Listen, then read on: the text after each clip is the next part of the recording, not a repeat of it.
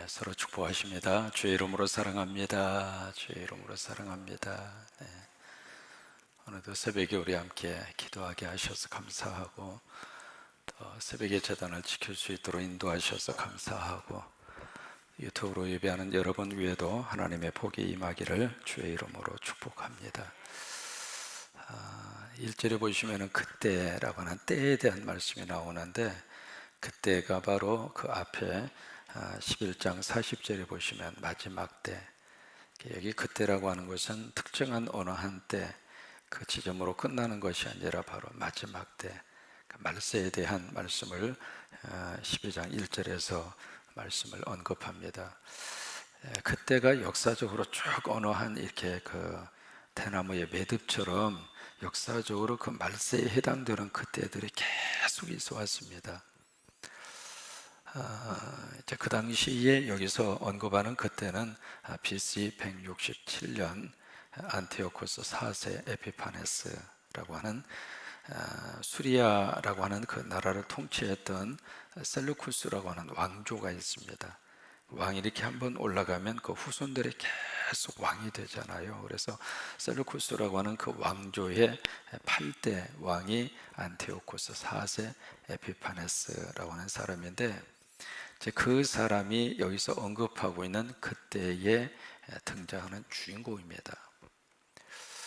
그래서 이제 그때 이스라엘 사람들에게 무슨 일이 있었느냐면, 바로 성전의 가장 중요한 장소가 바로 지성소잖아요. 지성소에 법궤가 있고요. 바로 거기를 무차별적으로 이 안티오코스 4세가 짓밟아 버립니다. 그래서 법궤가 있는 그 자리를 다 제거시켜 버리고 거기다가 제우스 신상을 갖다 세워요. 이 사람이 이제 14년 동안 로마의 포로로 잡혀져, 인질로 포로로 잡혀져 있어가지고 그 헬라의 문화에 대한 심취가 이 안티오코스 4세에게 있었거든요. 그래서 이제 늘 들었던 것처럼 제우스 신상을 갖다가 탁 세워놓고, 그 옆에다가 자기의 신상도 갖다 세워놓고, 자기를 절대화한 거죠. 자기를 우상화시켰고요. 그러면서 이제 유대인들이 가장 싫어하는 것이 바로 돼지고기거든요. 부정한 동물이라고 그래가지고 그 돼지고기를 억지로 먹이게 하고, 또 하나 돼지 피를 갖다가 바로 그 성전에다가 바르도록, 바치도록 그 일을 합니다. 그러니까 유대인의 입장으로서는 치욕스러운 거죠. 여러분, 누군가가 우리 예배당에 와가지고 이 예배당에 불상을 딱 갖다 놓고 거기서 경배하라, 그러면 여러분 기분이 어떨 것 같아요? 이거요, 견딜 수 없는 치욕을 느끼는 거예요.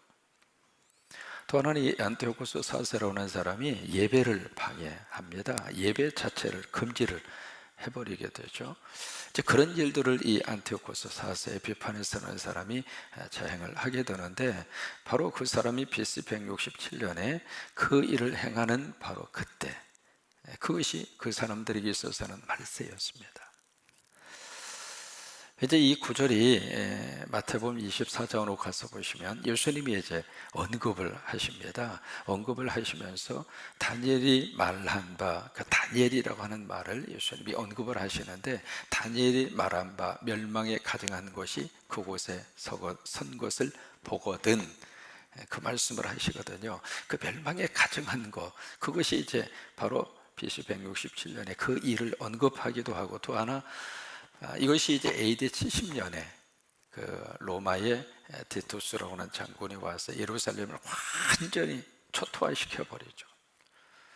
그것이 또 유대인들에게 있어서는 이 멸망에 가증한 그런 하나의 사건이 됐습니다. 이게 시대마다 어떤 말세에 해당하는 그런 사건과 그런 역사들이 쭉 이어져 온 거예요. 그러니까 여기에 그때라고 하는 것은 어떤 역사적인 말세의 의미를 가지고 있는 사건, 또 하나, 두 번째, 여기 그때라고 하는 것은 정말로 이 세상의 마지막 종말의 때. 여러분, 그때라고 하는 그 시간은 점점 다가오고 있습니다. 우리가 지금 살고 있는 이 시대도 똑같은 그런 현상들이 여기저기에서 계속 지금 벌어지고 있습니다. 이런 상태로 가다가 과연 이 지구가 견딜 수 있을까? 이런 상태로 가다가 과연 우리 후손들이 살만한 환경이 주어질 수 있을까? 그래서 일반적으로 중세기에 이 패스트라고 하는 전염병이 확 휩쓸고 지나가면서 이게 완전히 역사가 바뀌었습니다. 이 패스트라고 하는 이 저기를 통해서 어떤 교황이 전체적으로 꽉 쥐고 있었던 세상에서 이것이 이제 왕의 통치로 확 바뀌어지게 돼요. 그래서 거기서 나오는 것이 르네상스가 태동이 되게 된 거예요. 그러니까 르네상스라고 하는 문화를 꽃피우는 것이 사실은 패스트입니다. 그 일 때문에 그렇게 일어나게 됐거든요. 그러니까 이번에도 이 바이러스가 한번 쫙 지나가고 나면 전 세계 사상과 역사가 바뀌어지지 않을까. 그래서 모르긴 몰라도 지금까지 이제 어떤 글로벌라이제이션 해서 세계화, 그래서 전체적으로 지구화 그런 식으로 쭉 갔잖아요. 갔는데 이제 세상의 개념이 달라진 겁니다. 달라져서 이제는 그 전에도 그런 현상들이 계속 이렇게 나왔는데 이 일을 통해서 이제 그게 더 확산되지 않을까 싶은 생각을 하는데 그 중에 하나가 이제는 철저히 국가주의로 바뀌어지는 거예요. 다 지금 문을 다 걸어 잠그고 있잖아요. 그래서 이제는 철저하게 이제 국가 중심주의로 그렇게 바뀌어지면서 또 하나 생태에 대한 관심을 갖지 않으면 이 세상에 살 수 없는 어떤 생태주의 개념으로 바뀌어지지 않을까라고 하는 것을 이렇게 생각을 해보게 돼요. 그러니까 여기에 그때에라고 하는 것은 그런 어떤 말세적인 현상, 지금 우리들의 입장으로서는 이 코로나19라고 하는 것이 마치 우리에게는 지구의 종말이 온 것처럼 느껴지는 순간이란 말이죠. 근데 바로 그때에 무슨 일이 발생을 하느냐면 여기 천사가 등장합니다. 이 천사도 여러 가지 많은 이 등급이 있잖아요. 가브리엘, 그 다음에 그 가파엘, 그 다음에 미가엘, 그런 식으로 해서 천사에 대한 등급이 쭉 성경에 기록이 되는데 이 미가엘 하면 여러분 미가엘 반죽이 기억하시잖아요. 그 미가엘 이 천사는 바로 군대 장관입니다. 다시 말해서 천군과 천사를 지휘하는 최고의 지휘. 그래서 하나님의 군사, 하나님의 군병들을 이 세상에 팍 파송하는 것을 지휘하는 천사가 미가엘이에요. 그래서 여기서 호위하는 이라고 하는 단어가 그래서 나오거든요. 그러니까 이렇게 보호해 주는. 그래서 천사는 어떤 존재인가? 히브리서 1장 그 14절에 천사가 무슨 일을 하는가 성경이 명확하게 우리에게 가르쳐 주고 있습니다. 천사는 어떤 존재이냐면 모든 천사는, 한두 명의 천사가 아니라 모든 천사는 섬기는 영으로서, 이게 천사는 섬기는 영이라고 하는 거예요. 그래서 천사가 보이지 않는 겁니다. 영적인 존재이기 때문에. 그러니까 천사는 섬기는 영으로서 그 다음에 구원받을 상속자를 위하여 섬기라고 보내심이 아니냐. 이게 구원받을 상속자가 누구냐면 하나님의 백성들이에요. 하나님의 자녀들은 구원받을 하나님의 자녀들입니다. 그래서 상속자입니다. 왜? 천국을 이어받을 사람들이니까 여러분들은 모두 다 하나님 나라를 이어받을 상속자입니다. 왜? 하나님의 자녀이기 때문에. 그러니까 그들을 위해서 봉사하라고, 그들을 위해서 섬기라고 보냄받은 영적 존재가 천사예요.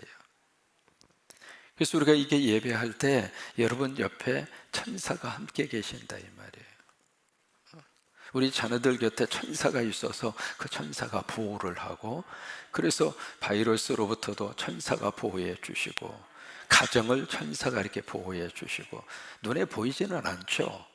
보이지는 않지만은 천사가 그런 존재로 하나님이 쓰시고 있다고 하는 거예요. 그러니까 이 말세에 바로 그 천사, 이 미가엘이라고 하는 군대 장관이 쫙 출동을 해서 하나님의 자녀들을 그 말세의 그 어려움과 고통으로부터 보호해 주신다 이 말이에요. 그러면서 1절을 보시면 여기에 큰 환란이 있을 것이다. 그런데 그 중에서도 내 백성 중에 책에 기록된 모든 자는 어떻게 돼요? 구원을 받을 것이다. 이것이 바로 생명책이잖아요. 여러분 생명책에 대한 문제는 성경에 몇 번 이렇게 언급이 됩니다.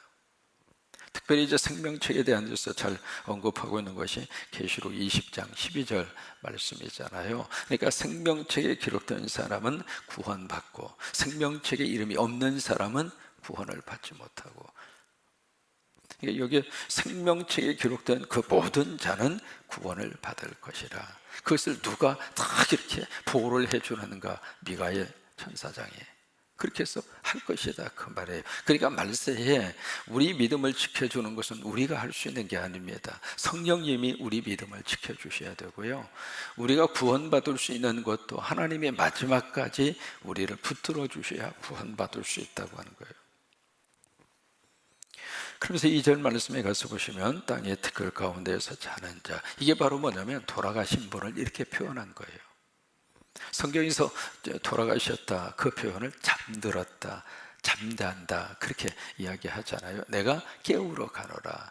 그러니까 나사로의 무덤을 향하여 예수님이 가시면서 내가 잠들어 있는 나사로 깨우러 간다, 그 말씀을 하시잖아요. 그러니까 여기에 자는 자는 바로 그렇게 돌아가신 분을 그렇게 표현을 하고 있는 겁니다. 근데 그 돌아가신 분 중에서 많은 사람이 깨어나게 될 것이다. 이게 바로 잠자는 자들의 부활입니다.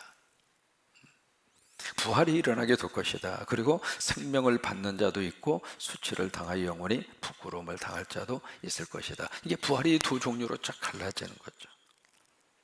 이것은 요한복음 5장과 그리고 사도행전 24장에서 똑같이 언급을 합니다. 부활은 부활이지만은 부활에 대한 것이 둘로 갈라지게 돼서, 선한 일을 행한 사람은 생명의 부활로, 악한 일을 행한 사람은 심판의 부활로. 사도행전 24장에서는 의인의 부활, 그 다음에 악인의 부활. 그래서 부활 자체가 둘로 갈라져요.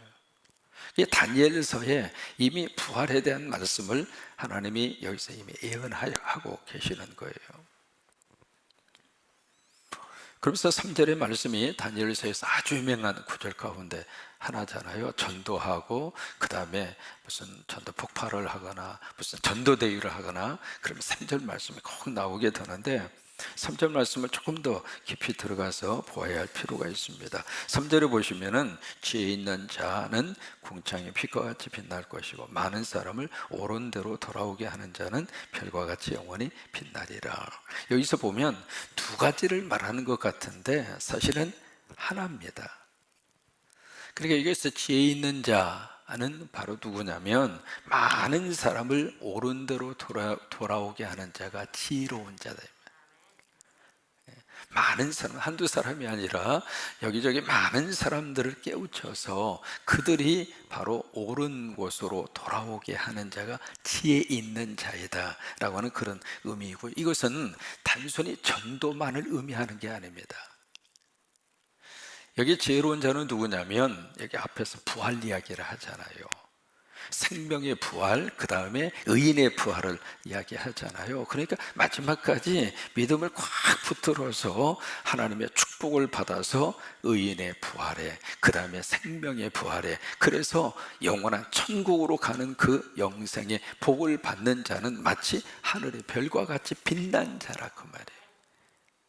그 영원한 하나님의 생명의 아름다운 축복을 누릴 자이기 때문에 그 사람이 결국 지혜 있는 사람이고, 그리고 그 사람의 그 지혜를 혼자만 가지고 있는 것이 아니라 많은 사람들이 함께 그 생명의 부활을 얻고 그리고 의인의 부활의 바늘에 둘 수 있도록 그 일을 하는 사람이기 때문에 하늘의 별과 같이 궁창의 빛과 같이 빛나게 될 것이다 라고 하는 말씀을 여기서 하고 있는 겁니다.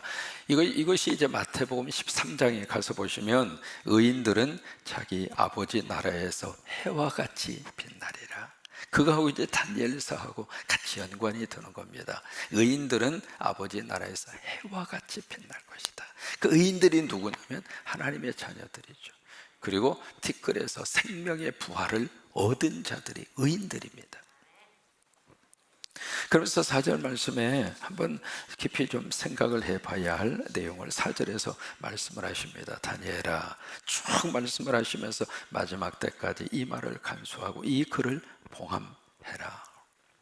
그러니까 간수하고, 다시 말해서 어느 한 장소에 봉투에 넣어서 도장을 찍어서 이것을 철저하게 딱 봉해 놓아라 그 말이에요. 알리지 말라 그 말이죠. 이것을 비밀로 간직하고 있으라 그 말입니다. 왜 그럴까? 이것을 다니엘 시대에 가서 이렇게 공부하고 이야기를 한다 하더라도 그 시대 사람들의 이 말씀을 이해할 수 있을까? 없습니다. 왜냐하면 이 사건이 400년 동안 일어날 사건입니다. 그리고 이 사건이 예수님이 마태복음 24장에서 언급할 정도로 벌써 그때까지 역사가 벌써 1000년 가까운 역사가 흘러가는 겁니다. 그러니까 그 미래의 역사를 이렇게 이야기하면 그게 이해가 되겠느냐고요. 이해가 될 수 없으니까 이것을 봉함하고 더 이상 이야기하지 말아라. 그렇게 이제 말씀을 하시고 있는 거예요. 참 지금도 그렇습니다. 이 하나님의 말씀이 열린다고 하는 것이 참 어떤 의미에서 그 말씀이 이해가 되는 것은 성령님의 도와주심이 필요합니다. 그래서 우리가 어떤 사건을 딱 겪으면서도 그 사건 속에서 하나님의 뜻과 하나님의 역사하심을 볼 수 있는 사람은 이 사건 속에서 사실은 사건 보여지는 것 때문에 그렇게 두려워하지 않습니다. 왜냐하면 그 사건을 통해서 하시고자 하는 하나님의 뜻을 딱 알면 아하, 이것을 통해서 하나님이 이 말씀을 하시는구나. 지금 인간의 교만이 하늘 꼭대기까지 올라가 있습니다. 바벨탑 사건, 이거요, 바벨탑 사건 넘어갈 정도로 인간이 어느 정도 지금 교만한가. 생명체를 가지고 복제, 그리고 좀 바이러스를 가지고 이것을 무기화하려고. 그것이 바로 우한 지역에 센터가 있었잖아요. 일반적으로 바이러스를 연구하고 저기 하는 사람들은 민가에서 멀리 떨어져 있습니다. 그게 정상입니다. 근데 인구 1100만이 살고 있는 대도시의 한 포판 속에 바이러스 연구소가 딱 하고 있는 거예요. 왜냐하면 인류의 어떤 생명과 인류의 미래를 위해서 그것을 연구하는 것이 아니라 사람 죽이려고, 무기화하려고. 지금 어떤 의미에서 이렇게 보면 바벨탑 사건보다도 더 큰 바벨탑을 여기저기에 막 지금 세워가고 있는 거예요.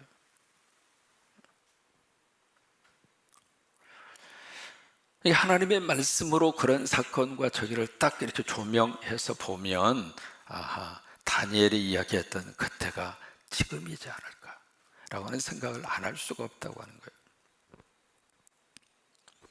그러면서 말세에 어떤 현상들이 나타나게 되는가, 4절에 한 구절 속에서 우리 현상을 이해할 수 있는 내용들을 기록합니다. 4절 그 부분에 보시면 많은 사람이 빨리 왕래하며 지식이 더하리라. 지금 우리 살고 있는 시대가 그렇잖아요. 많은 사람이 빨리 왕래하며, 지금 말이죠, 전 세계가 비행기 속도로 그냥,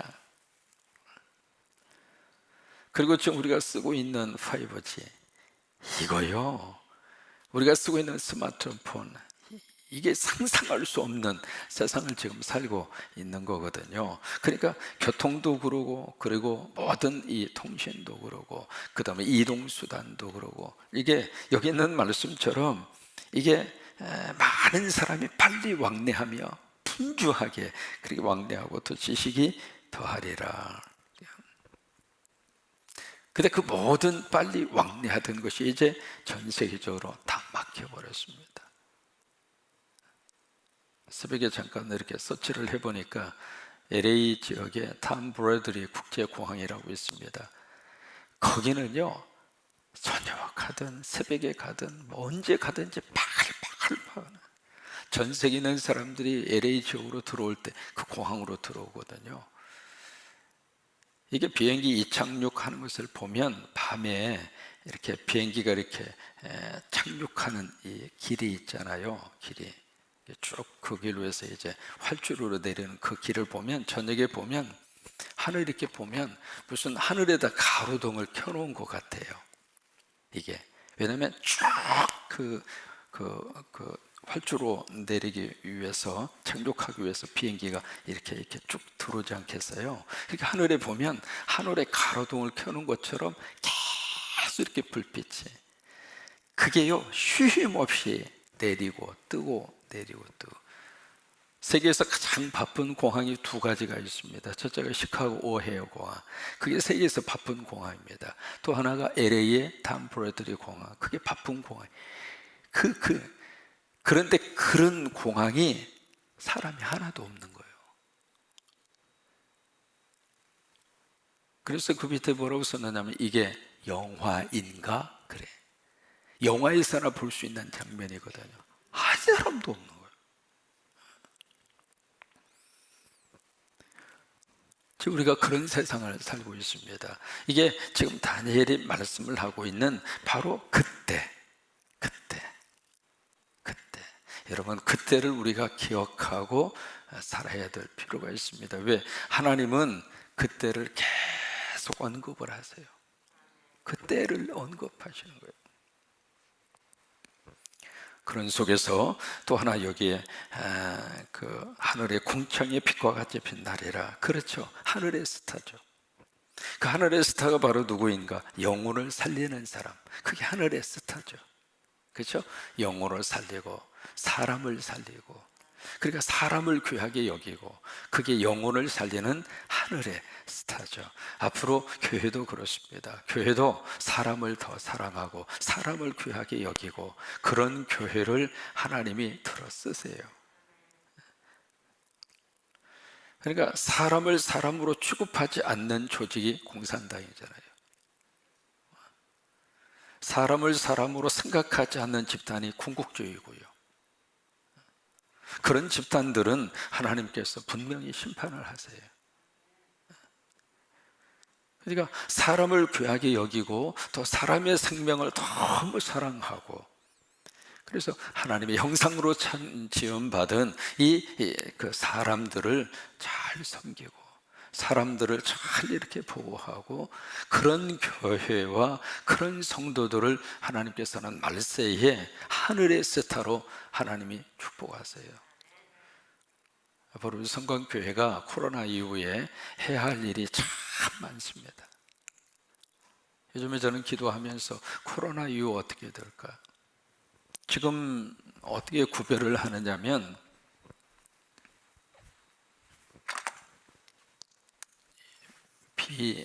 BC하고 AC로 구별을 한다고 그러잖아요. BC는 before 코로나, 코로나 전하고, AC는 after 코로나, 코로나 이후하고. 이렇게 연대기를 구분해야 할 정도의 사건이라 그 말입니다. 이번에 우리가 겪고 있는 이 사건이. 그러니까 BC하고 우리가 연대를 구별할 때 BC하고 AD로 그렇게 구별하잖아요. 그래서 여기하고 여기는 완전히 다르잖아요, 역사적으로. 그런 것처럼 BC와 AC가 그렇게 완전히 다르다고 하는 거예요. 그러니까 앞으로 AC를 살아야 되거든요. 애프터 코로나 바이러스, 코로나 이후를 우리가 살아야 돼요. 그러니까 AC를 어떻게 우리가 살아야 될까? 여러 가지 많은 준비가 필요합니다. 이 AC 상황에서 교회는 어떻게 해야 될까?